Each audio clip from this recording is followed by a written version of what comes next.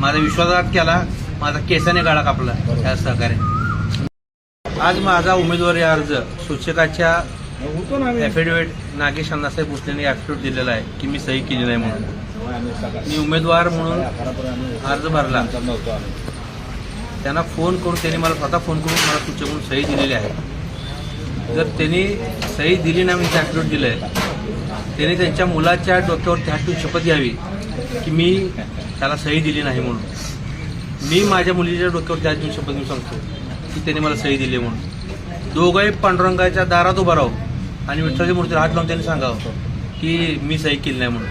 मी म्हणाल ती शिक्षा भोगायला तयार आहे त्यांची.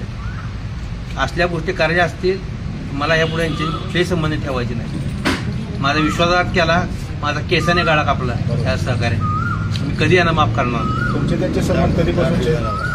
गेले 30 वर्ष झालं आम्ही दोघं एकत्र आहे. राजकीय माझी सुरुवात मी 2006ला पहिल्यांदा नगरसेवक निवडून आलो आणि ते आम्ही बरोबर होतो एकत्र.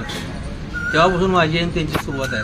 त्याच्या अगोदरही आम्ही व्यवसाय एकत्र करत होतो. गाड्याचा विक्रीचा माझा व्यवसाय होता आणि त्यांचाही गाड्याचा व्यवसाय ट्रान्सपोर्टचा.